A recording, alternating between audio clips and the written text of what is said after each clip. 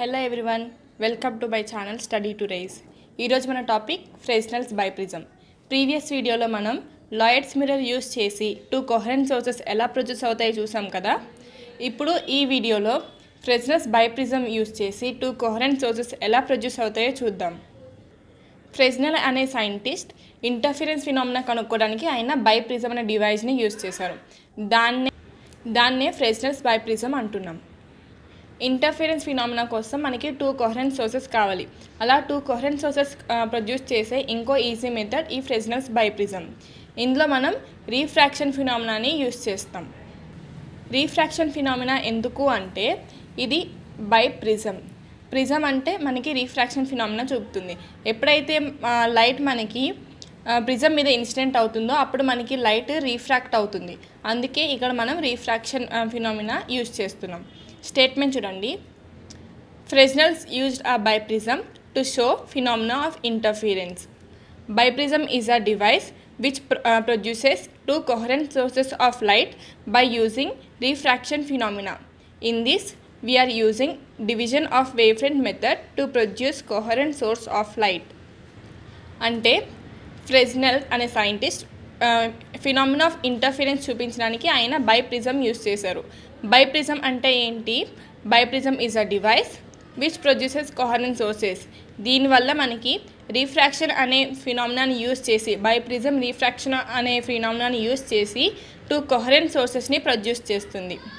ఇందులో మనం wave front మెథడ్ని use చేస్తాం. కోహరెంట్ సోర్సెస్ ప్రొడ్యూస్ చేయడానికి మనకి టూ మెథడ్స్ ఉంటాయి. ఒకటి డివిజన్ ఆఫ్ యాంప్లిట్యూడ్, ఇంకోటి వేవ్ ఫ్రంట్ మెథడ్. ఇందులో మనము division of wave front మెథడ్ని use చేస్తున్నాం.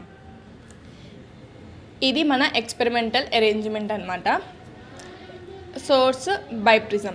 బైప్రిజం అంటే బై అంటే టూ ప్రిజమ్స్. అందుకు ఇక్కడ టూ ప్రిజమ్స్ తీసుకుని వాటి బేసెస్ని అటాచ్ చేస్తే ఇంకో ప్రిజం వస్తుంది. దాన్ని మనం బైప్రిజం అంటున్నాం. దాని యాంగిల్ ఎంత ఉంటుందంటే 179 డిగ్రీస్, మిగతా టూ సైడ్స్ ఏమో 30 డిగ్రీస్ ఉంటుంది. సో ఇక్కడ ఎక్స్పెరిమెంటల్ అరేంజ్మెంట్లో కూడా అలాగే తీసుకున్నాం. Source, biprism, lens, micrometer. వీటితో ఇప్పుడు మనం కోహరెంట్ సోర్సెస్ని ప్రొడ్యూస్ చేస్తాం.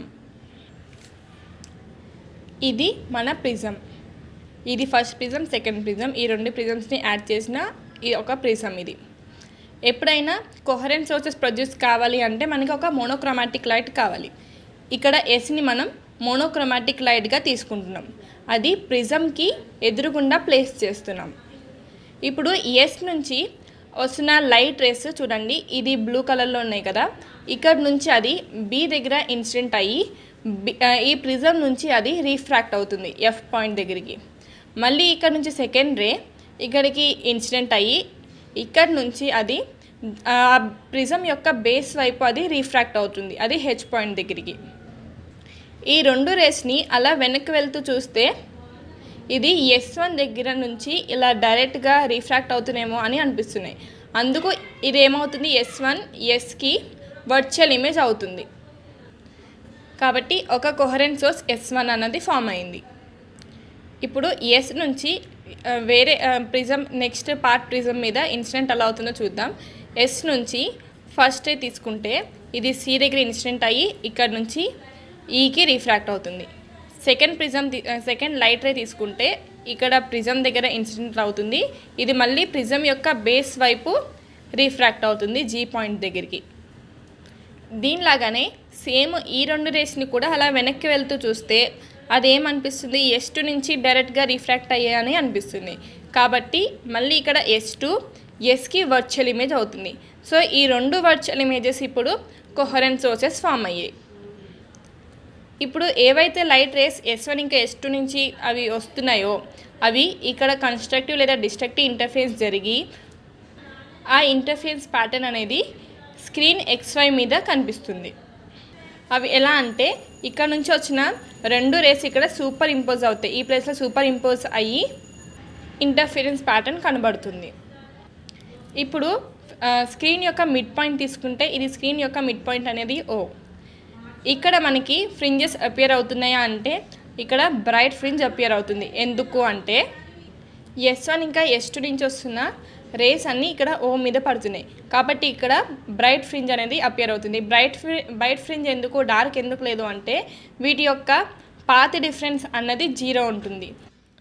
ఇక్కడ మిడ్ పాయింట్ నుంచి ఎక్స్ పాయింట్కి, మిడ్ పాయింట్ నుంచి వై పాయింట్కి డార్క్ బ్రైట్ బ్యాండ్స్ అపియర్ అవుతూ ఉంటాయి. డార్క్ బ్రైట్ ఫ్రింజెస్ అపియర్ అవడానికి కొన్ని కండిషన్స్ ఉన్నాయి. బ్రైట్ ఫ్రింజ్ ఎప్పుడు అపియర్ అవుతుంది అంటే ఎప్పుడైతే ఈ లైట్ రేస్ యొక్క పాత్ డిఫరెన్స్ అన్నది ఈవెన్ మల్టిపుల్స్ ఉంటుందో అప్పుడు మనకి బ్రైట్ ఫ్రింజ్ అనేది అపియర్ అవుతుంది.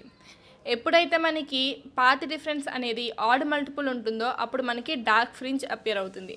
Bright fringe is equal to N lambda, dark fringe is equal to 2n+1 × λ/2. ఇక్కడ ఎక్కడైనా మనకి ఏదైనా ఫ్రింజ్ విడ్త్ కనుక్కోవాలి అంటే అప్పుడు మనం ఏం చేస్తాము, fringe width is equal to lambda is equal to beta into 2d/d. Beta అంటే డార్క్ లేదా బ్రైట్ ఫ్రింజ్ అపియర్ అయింది, అది ఫ్రింజ్ విడ్త్, ఇంటూ 2d అంటే 2 సోర్సెస్ మధ్యలో ఉన్న డిస్టెన్స్, d అంటే స్క్రీన్కి సోర్స్కి మధ్య ఉన్న డిస్టెన్స్ d. సో దీన్ని బట్టి మనం ఫ్రింజ్ విడ్త్ క్యాలిక్యులేట్ చేస్తాం. ఇది మన ఫెర్నల్స్ బైప్రిజం ఎక్స్పెరిమెంట్. మీకు అర్థమైంది అనుకుంటున్నాను. ఇది ఈజీగా ఉంటుంది, అర్థం చేసుకుని చదవండి, వచ్చేస్తుంది. Thank you for watching.